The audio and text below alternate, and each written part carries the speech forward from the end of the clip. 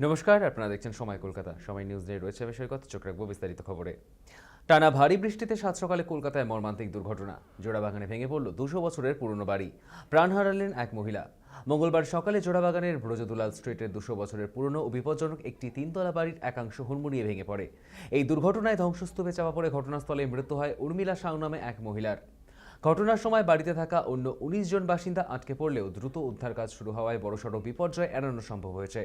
বাড়িটিকে আগেই বিপজ্জনক ঘোষণা করেছিল কলকাতা পৌরসভা, তবুও ঝুঁকি নিয়ে সেখানে থাকছিল পরিবারগুলি। স্থানীয়দের দাবি, বাড়িটির মালিক ও ভাড়াটেদের মধ্যে দীর্ঘদিন ধরে চলা আইনি ও ভাড়া সংক্রান্ত বিরোধের কারণে স্থায়ী সংস্কার সম্ভব হয়নি। এই বিষয়ে আমরা বিস্তারিত জানবো। আমাদের সঙ্গে টেলিফোন লাইনে রয়েছে আমাদের প্রতিনিধি সৌভিক সান্যাল। সৌভিক, আর কি জানা যাচ্ছে এই মুহূর্তে? না, তোমায় জানিয়ে রাখি, পুরোনো বাড়ির একাংশ ভেঙে পড়ে যে মৃত্যু হয়েছে একজনের। মঙ্গলবার ভোর 5টা ঘটনাটি ঘটেছে জোড়াবাগান থানা এলাকার মালাপাড়া এলাকায়। পুলিশ এবং বিপর্যয় মোকাবিলা বাহিনী ঘটনাস্থলে আসে। দ্রুত দ্রুত গতিতে উদ্ধার কাজ চালানো হয় এবং পাশাপাশি তোমায় জানিয়েছে 31 নম্বর ব্রজদুলাল স্ট্রিটে ঘটনাটা ঘটেছে। এই তিনতলা বাড়িতে 60 ঊর্ধ্ব একজন মহিলা উপর থেকে পড়ে গিয়ে তার মৃত্যু হয়েছে। মৃতের নাম উর্মিলা সাহু বলে পুলিশ সূত্রে খবর। ঘটনার প্রায় 20 জনের মতো যারা ওই বাড়িতে থাকে আটকে পড়েছেন, তাদের সবাইকে উদ্ধার করা সম্ভব হয়েছে। কয়েকজন গুরুতর আহত হয়েছে, তাদেরকে হাসপাতালে ভর্তি করা হয়েছে। ইতিমধ্যেই তাদের যে চিকিৎসা, সেই চিকিৎসা চলছে।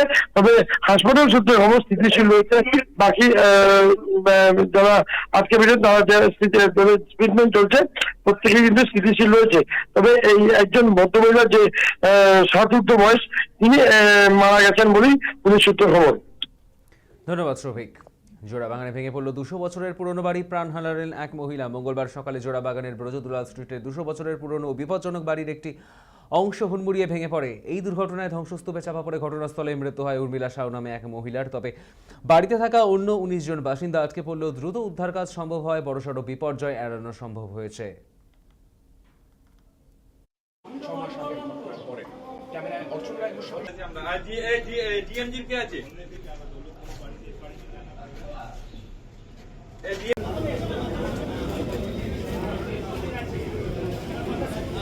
স্বভাবতই আজকের যে ঘটনা, যেখানে একজনের প্রাণ চলে গেল এবং এতজন কার্যত ছাদ হারা হলেন, সেই প্রশ্ন তারাও তুলছেন যে পুরসভার তরফেও কেন নজরদারি ছিল না 6 মাস আগের ঘটনার পরে।